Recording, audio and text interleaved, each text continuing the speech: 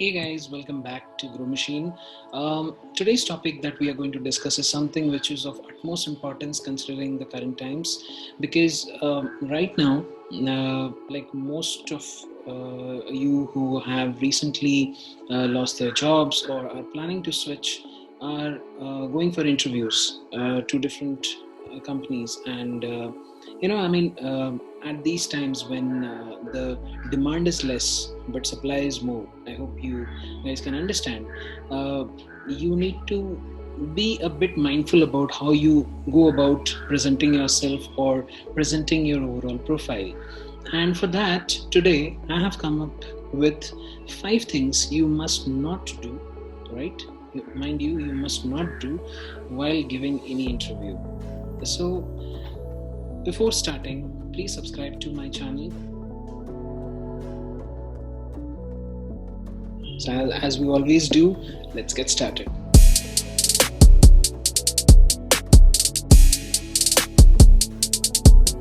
To start with, let me tell you about interview process overall. So an interview normally is perceived as a process where person A judges person B. But in fact, let me tell you guys that it is in fact a process where person A has a list of requirements, person B has a list of skill set, and only if both these match together, then person A hires person B. Now, many of you might have felt this particular, might have had this feeling earlier that if you're not qualifying in an interview, that means you're not good enough.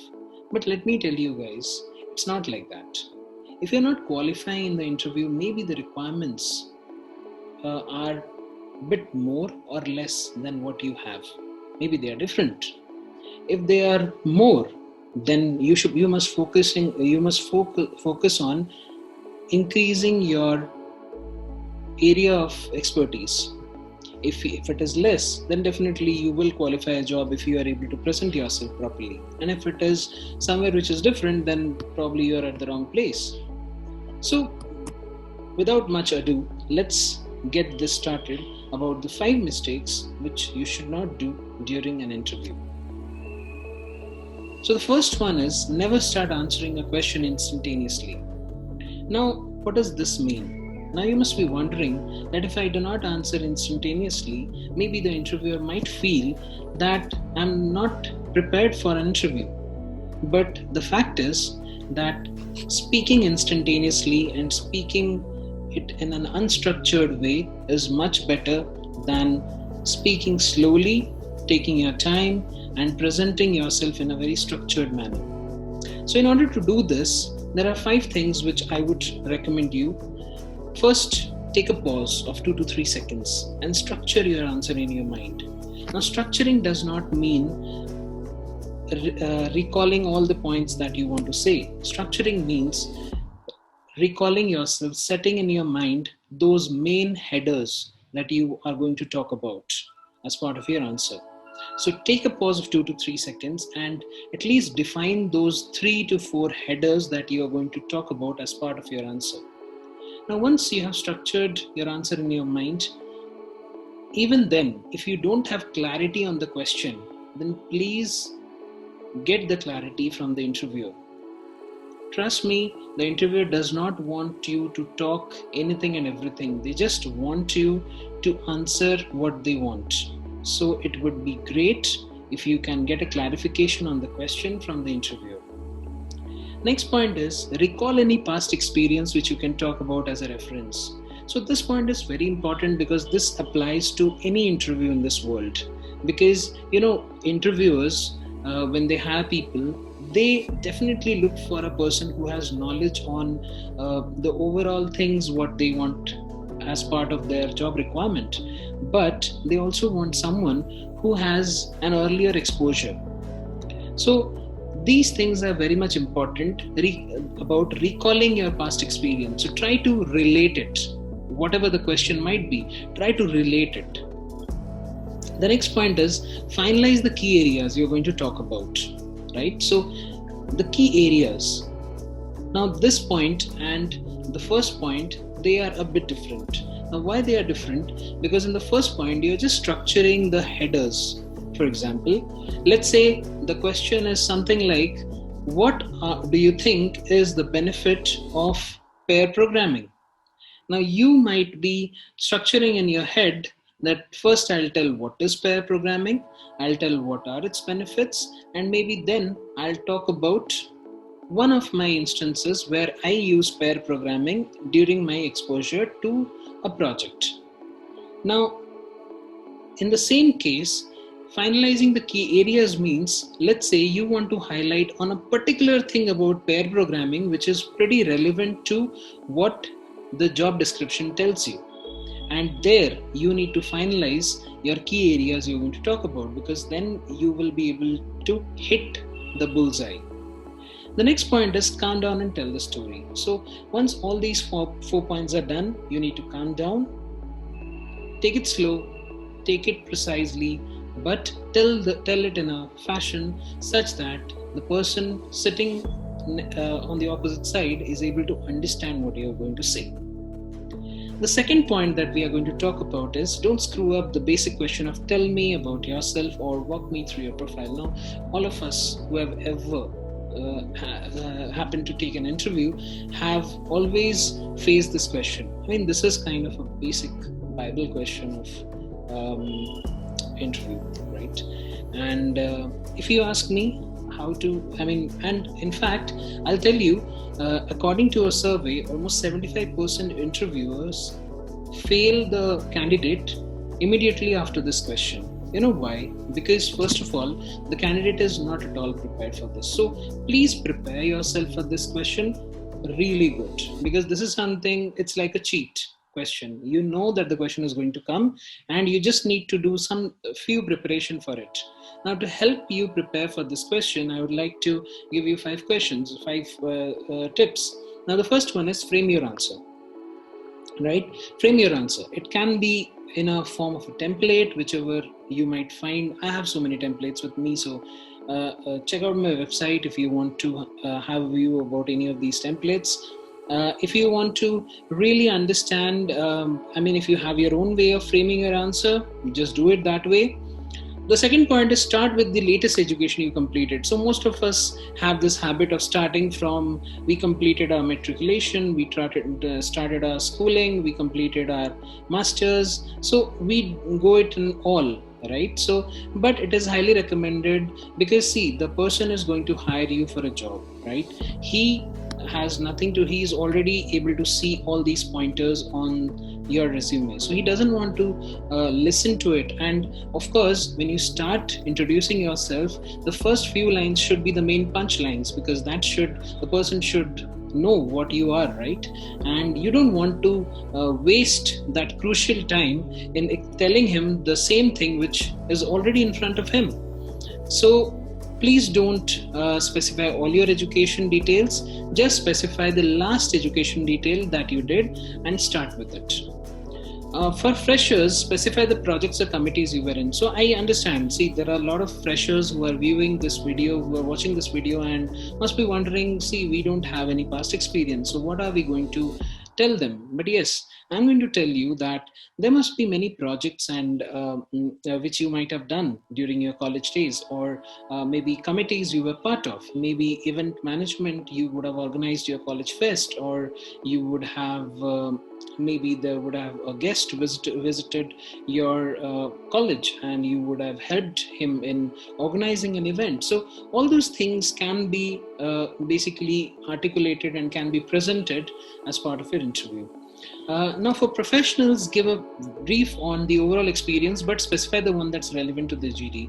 So this is very much important. When we started working and I happened to face my first interview, it was like something which I was really scared of. And when the person to ask me about, okay, Sanjog, tell me about your profile, I immediately told anything and everything that was mentioned on the resume, and it was like all in. I went all in and told him everything.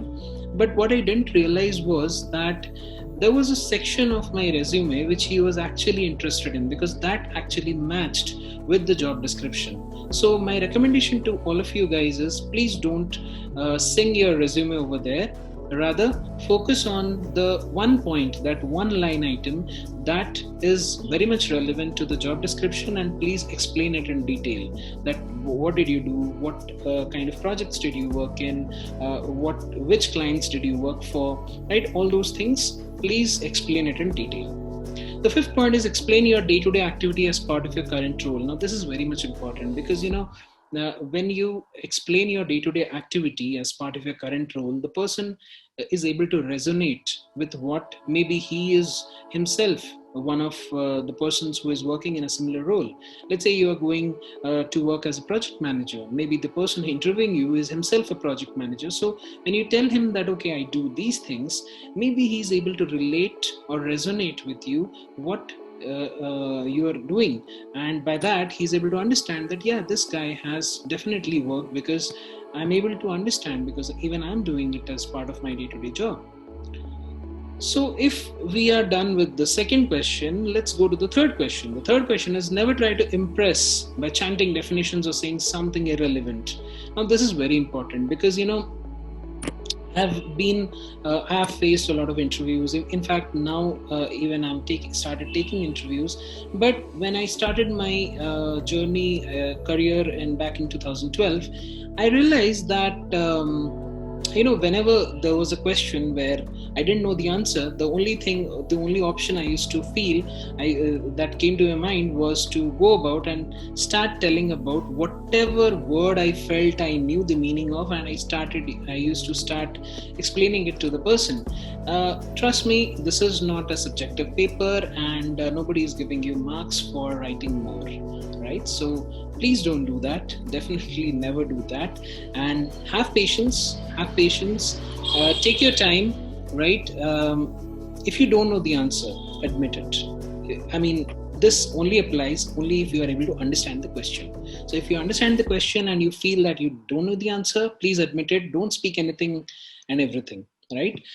If you can, mention about one of your experiences with the term or situation. Let's say you are a developer, right? And you have been asked a question which is more of a designer's question, which normally a designer would be able to understand. So in that case, maybe you might tell him that, see, I personally don't have exposure to these areas, but yes, in one of my projects where I had worked with such and such, with one of my team members who is a designer, I've seen him working on these areas, and I pretty understand what he wanted to convey. And make sure that you are able to explain him what the instance was. It should not be a half-hearted thing, like just telling him something but not able to justify it, right? Number 3, which I want to tell you, is skipping a question sometimes helps you get bonus points. So this is very important, because the interviewer has a list of, let's say, 20 to 30 questions. All of us have when we conduct interviews. So when we have 20 to 30 questions normally, and we have a stipulated time limit, because we cannot overshoot that. So when you are upfront confronting that you don't know the answer, the person will immediately switch to the next question. And if you're not, you're actually wasting your own time, and in that process, you're actually reducing your chances of getting selected. If you skip that answer, then maybe you might get questions which you actually can answer. And like personally speaking, I have started conducting interviews since past 1 year, and I have personally realized that as an interviewer, we do not go to a interview room or conduct interviews for the sake of grilling someone, right? The intention is always about knowing more about the candidate, and you can only know about a candidate once you have more questions. So this is a good way of doing it. So please admit that you don't know and skip it. Never forget your experiences. So this I have already told, that try to relate your past experience. But yeah, under this, I would like to tell you how to do it. So try to give references to your own experiences in every question. So yes, as I already told you that about the first question, when we specified about how to give past experiences. So here I'm telling you that in every question, try to like explain or refer to your own experiences. So that creates a good effect on the interviewer. Be prepared to face the counter questions. So as I already told you, that just don't go about saying anything and then not able to justify it. If you are telling that your friend as a designer was doing this, you should be able to explain it to the interviewer what your friend was doing. Because if you do that, only then your interviewer will be convinced that yes, this person knows. If you don't, definitely it will be, it will be presumed by him that definitely he's just cooking up stories. The candidate is just cooking up stories, which definitely no interviewer would like to entertain, right? Frame your answer in your mind and then start explaining yes. So this is very important.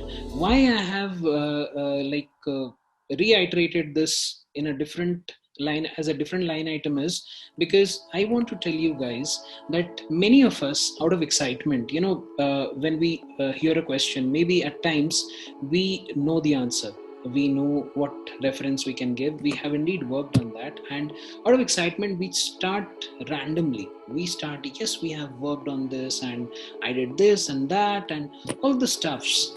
But the major thing is that you should understand that the other person is hearing this for the first time. So it's not, it will be very difficult for him to relate each event. So try to frame your answer, try to put it in a structured manner in your mind, and then start presenting. Maybe the same way you write an article, that you start with an introduction, you write a body, you write a conclusion, and that way you make an effective article. So all those things need to be in place. That structure needs to be in place. The fifth and the last mistake, which I feel most of us, in fact, I would say 100% of whoever has ever faced an interview has always committed, is never miss the chance of asking question to interviewer. Many times people have this perception that if I'm asking questions to the interviewer, maybe the interviewer might feel offended. But let me tell you guys, it is not like that. When you ask interviewer a question, interviewer is also judging the way you are perceiving this particular role and what is your bent of mind, what are the things you are thinking about this job. All those things come when you question the interviewer. So understand the role of the interviewer and decide your question accordingly. So this is very much important. Now, your interviewer need not be a junior level or a middle management or a senior management. He can be anyone. He can be the CEO of a startup. He can be the CFO of a company, right? He can be your immediate manager whom you are going to report once you get hired. So understand the role of the interviewer. If he is the CEO, you're not going to ask him questions related to the project that tell me what will be my training or what kind of day-to-day work I need to do as part of my role. You're not going to ask these questions, right? So what you're going to answer to a CEO, all those questions are pretty different based on the roles. The second thing is, do not ask generic questions whose answer can be found in Google. Definitely not. This is a definitely no, because sometimes people who are not prepared to face this question, they panic and they ask anything and everything. They'll just ask, how do you think the company is performing? Or maybe what perks will you give me? Or what are the probability that I might get hired? All these questions, which frankly speaking, either depicts your lack of preparation or depicts your frustration that please complete this interview, I just want to move out, right? So all those things are there. So please don't do that. Limit your questions to a maximum of 2. Yeah, this is an ideal number which is being followed across industry. I agree. This is not something which is a standard, and many of us even go for a third or a fourth question. But yeah, it all depends on how your interviewer is interacting with you. If it's a very friendly conversation where you are discussing with the interviewer, then definitely You can discuss with him what roles, how can we collaborate, what will be our structure, how is the team structure over here, what kind of team I'll be having to work or I'll be given to lead. All those questions can be answered as part of this. So as I told you that I would be helping you understand these small mistakes. So I hope you are able to now relate to what are the mistakes you would have committed earlier as part of any interview you would have attended. And I'm sure these 5 tips would help you crack your next job, whichever situation you are, whether you want to crack a job or you want to make a switch. So do subscribe to our channel. Please share to all of your friends, because these are some times when we all need to stand together, right? I know the times are difficult, times are really bad, but yeah, if we are together, we'll definitely make it through. So all the best, and please subscribe to my channel. Please visit my website. We have a lot of products. If you feel that any of these sections which I have discussed right now, you want to understand it in detail, please visit my products page, and there we have a whole list of products where my team experts, they actually help you out in understanding what are the things you need to do, how to build your profile. There are a lot of profile builder plans, there are business consulting plans available on my website. Please visit that and let us know your comments below. Thank you. Good day.